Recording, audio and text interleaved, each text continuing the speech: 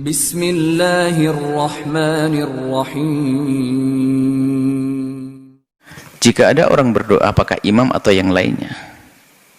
Jika sumber doa itu jelas, misalnya doa dari Nabi atau dari guru yang sudah benar, maka biarpun tidak paham artinya, sah dia berdoa. Sah dia berdoa. Karena ini doanya baginda Nabi. Tapi kalau tidak jelas sumbernya, jangan-jangan bukan doa. Kutukan jangan-jangan. Kalau ada seorang kiai alim yang memberikan ijazah, tolong baca ini. Biarpun tidak paham, baca, nggak apa-apa. Karena yang memberi adalah seorang alim, tidak akan menjerumuskan. Tapi kalau nemu di mana saja main potong matang sini, akhirnya ya sama seperti orang memberi nama mentang-mentang di Al-Quran namanya rojim, syaitonir rojim, kan jadi setan namanya.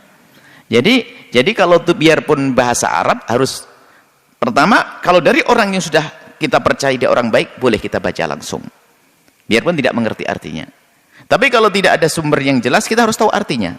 Jangan-jangan artinya menjerumuskan. Jadi sah saja kalau memang sumbernya jelas dan dia adalah orang awam, sumbernya jelas, kemudian dia baca, biarpun tidak paham artinya adalah sah. Karena dia berdoa, dia ngerti maksudnya. Barangkali kiainya ngomong begini, kamu baca ini semoga hatimu tentrem. Dia nggak ngerti, baca Allahumma, nggak ngerti dia, biar hatinya tentrem. Bahkan ada orang baca Rabbana atina fid dunya hasanah, kan ada di dalam Al-Quran, cuman nggak ngerti artinya. Apa sih doanya? Doa sabu jagat. Oh biar hasil maksud semuanya. Oh gitu ya. Rabbana atina fid dunya. Nggak ngerti artinya sama sekali. Sah. Baik. Kemudian jika yang kedua adalah setelah membaca waladhdallin, jangankan kok kalau makmum bebas dia. Karena makmum hendaknya dia di saat makmum dianjurkan mendengar bacaannya imam, sehingga kan urutannya dalam membaca itu disunnahkan makmum itu membaca surat Al-Fatihah setelah imam. Jadi sunnahnya begitu. Jadi imam membaca Fatihah, makmum mendengar dengan seksama, dengan penuh kekhusyuan. Maka di saat imam sudah sampai waladhdallin, makmum mengamini. Jika aminnya makmum dengan aminnya imam dibarengi dengan aminnya malaikat, maka dikabul doanya oleh Allah. Sebab itu pungkasan surat Al-Fatihah kan doa ihdinas siratal mustaqim siratal ladzina an'amta 'alaihim ghairil maghdubi 'alaihim waladdallin. Ya Allah, berikan kepada kami petunjuk jalan yang lurus. Jalannya orang yang telah kau beri karunia kenikmatan kepada mereka, bukan jalannya orang sesat dan orang yang kau murkai. Lalu kita mengatakan amin. Itu sah berdoa, dan dianjurkan kita mengamini doanya imam, mengamini waladhdallinnya atau Fatihahnya imam. Karena di dalam Fatihah itu di akhirnya doa, maka ditutup dengan amin. Cuman amin bukan daripada Fatihah, bukan bagian daripada surat Al-Fatihah. Kemudian kalau seorang makmum mungkin membaca Rabbi fili warhamni, boleh saja. Karena memang itu tepat. Memang itu bukan, itu boleh-boleh saja. Akan tapi ingat, di dalam membaca doa, doa apa saja yang kita baca di dalam sholat itu adalah sah. Akan tetapi sebaik-baik bacaan di dalam sholat adalah sesuai dengan petunjuk Nabi. Misalnya kita waktu berdiri baca sholawat juga sah. Waktu duduk, waktu kita bisa baca la ilallah juga sah. Sebab zikir tidak membatalkan sholat. Cuman sebaik-baik di dalam bacaan dalam sholat adalah yang diajarkan Nabi. Seperti itu. Nah, termasuk membaca doa, termasuk namanya membaca doa-doa yang Nabi mengajari doa. Misalnya kalau melewati surat azab, kita minta perlindungan, ya Allah jauhkan kami dari azab. Disebut surga, Allahumma ja'alna min ahliha, ya Allah jadikan aku ahli surga. Ada rahmat, minta kepada Allah rahmat. Itu diajarkan oleh baginda Nabi.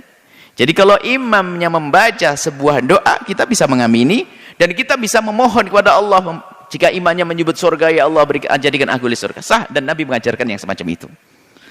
Hanya pertanyaannya seorang penanya tadi sepertinya sudah mengerti hukumnya. Kalau kita lagi membaca surat Al-Fatihah, maka hendaknya jangan dipotong dengan apapun. Itu. Jadi kalau kita sudah selesai urusan Fatihahnya atau sebelum baca Fatihah, nggak apa-apa. Kita sambut imam baca waladhdallin, kita langsung amin, kemudian kita baca doa, boleh. Seperti itu. Tapi kalau kita lagi membaca surat Al-Fatihah, maka Fatihah kan dianjurkan, diharuskan berurutan, nggak boleh dipotong dengan apapun. Maka hendaknya kalau kita lagi baca Fatihah, sempurnakan, baru setelah itu kita memberikan jawaban.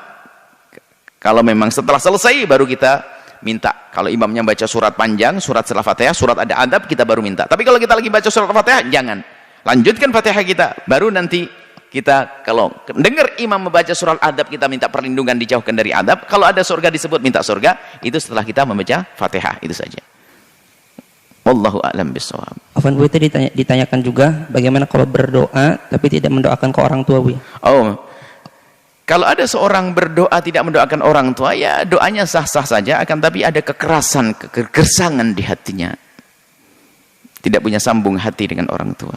Orang yang paling berjasa dalam hidup kita adalah orang tua kita. Maka pastikan, bahkan kita harus coret kita dari golongan orang yang berbakti kalau kita lupa di dalam doa.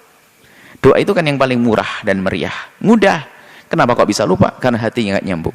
Maka kami sampaikan kepada siapapun, lihat, tanda bakti kita kepada orang tua kita, ukur diri kita, bertindak kepada orang tua, tanyakan dirimu. Kalau kita dalam setiap berdoa ingat orang tua, ini insya Allah tanda kita orang berbakti. Setiap sholat, setiap kita berdoa ingat orang tua, bawa orang tuamu dalam doamu.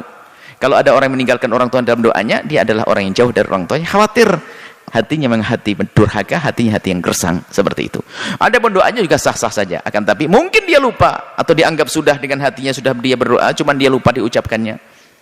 Itu sah. Cuma untuk koreksi untuk semuanya, jika diri kita banyak doa lalu orang tua kita tinggal, maka menunjukkan hati kita ini sama orang tua kurang dekat. Khawatir kita termasuk golongan orang yang durhaka.